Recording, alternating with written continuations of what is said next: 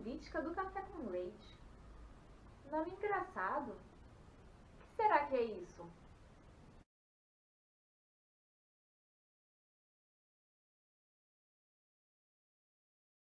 Para entender então o que foi a política do café com leite, vamos voltar no tempo.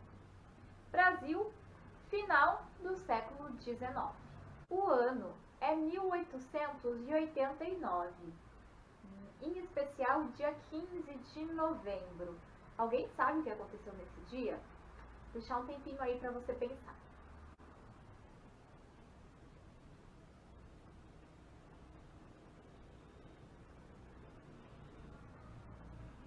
Quem pensou aí que no dia 15 de novembro de 1889 aconteceu a proclamação da República? O Brasil deixou então de ser um império para se tornar uma república, acertou. A partir desse ato, então, da proclamação da República, desse golpe militar que foi dado para que o Brasil saísse, então, do governo de Dom Pedro II, do final de 1889 até 1894, o governo do país, então, vai ser o que vamos chamar de República da Espada. Vou deixar o nome aqui. Porque os dois governantes, os dois presidentes nesse período, que foi Deodoro da Fonseca, que foi quem proclamou a República, e depois Floriano Peixoto, que era seu vice, mas que por alguns motivos precisou estar assumindo a presidência, os dois eram militares. Por isso, então, a questão de militar, exército e espada. Então, a gente denomina esse período aí de República da Espada. Depois, no segundo período da República aqui no Brasil, ainda da Primeira República, República Velha.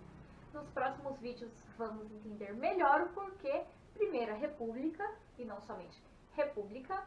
Segundo período, então, dessa Primeira República do Brasil é o que a gente chama, então, de República das Oligarquias, que foi, então, o regime, o sistema adotado de 1894 a 1930. Nossa, oligarquias, oligarquias. O que será que é isso? As oligarquias, então, aqui do Brasil nesse período, eram as famílias muito poderosas de cada estado. E essas famílias muito poderosas e influentes também passaram a ter um grande poder político.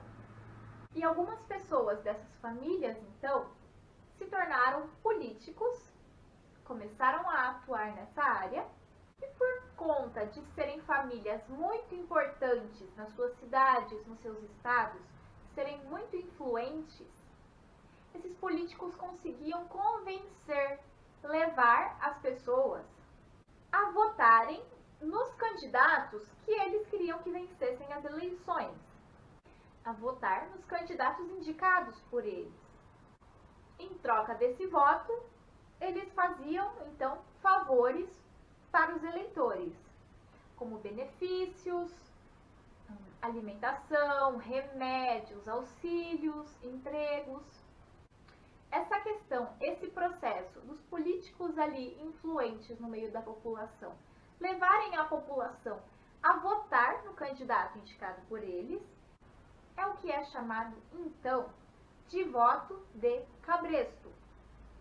Vou deixar aqui o significado dessa palavra difícil para vocês, já vai dar para entender um pouquinho melhor. Mas é como se a população fosse guiada a aquele caminho, a aquela decisão de eleger determinado político. Assim como o animal, um burro, um cavalo, pode ser guiado para onde o seu dono ou quem está no comando quer que ele vá. Além dessa questão de troca de favores e indicações de votos, nesse período também eram muito comuns as fraudes, os roubos eleitorais. Muitos desses políticos que se utilizavam então do voto de cabresto e influenciavam a população da região onde moravam eram grandes fazendeiros muito ricos e coronéis da Guarda Nacional. Por isso, eles eram chamados de coronéis. E essa prática deles de influenciar a população é o que a gente chama de coronelismo. Esses coronéis faziam então alianças entre si para que pudessem eleger o presidente do estado, que hoje é o nosso governador.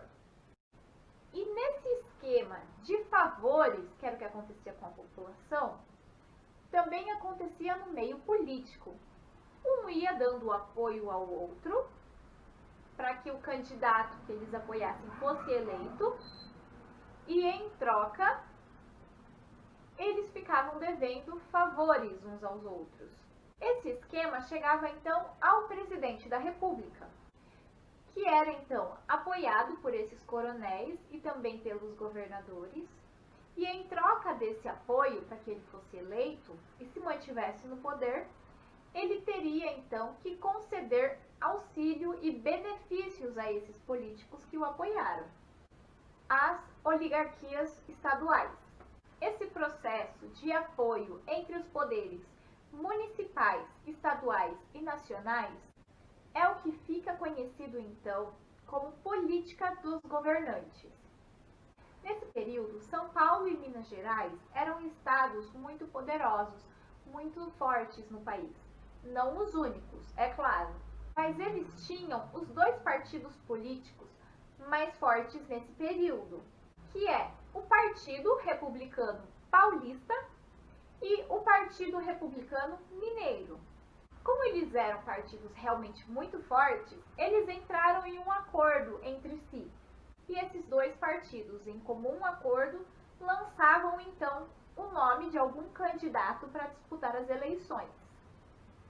Cada vez deveria ser, em cada mandato, deveria ser indicado um candidato de cada estado, para que assim ficasse um revezamento do poder entre Minas Gerais e São Paulo, mas sempre os dois estivessem em comum acordo no comando. O domínio das eleições presidenciais por esses dois partidos é o que a gente nomeia então de política do café com leite. Mas devemos lembrar que não podemos excluir a importância política dos outros estados da federação nesse período. E, mais do que uma aliança entre os dois estados, já há estudos que indicam que o que havia entre eles era medo. Afinal, eu sou o presidente da República. Eu posso muito bem, se eu quiser, dar um golpe, não vai ser tão fácil assim, e ficar no governo até eu morrer. Afinal, eu sou o presidente da República. Eu sou do estado de São Paulo. E nesse mandato, então, é eu que vou governar. Só que eu vou fazer um golpe para derrubar o partido de Minas Gerais e só São Paulo, então, governar o país. Isso poderia acontecer? Sim, claro que poderia. Então, além de um apoio mútuo, um partido tentava controlar o outro para que nenhum deles quisessem tomar ou tentassem tomar o poder para si.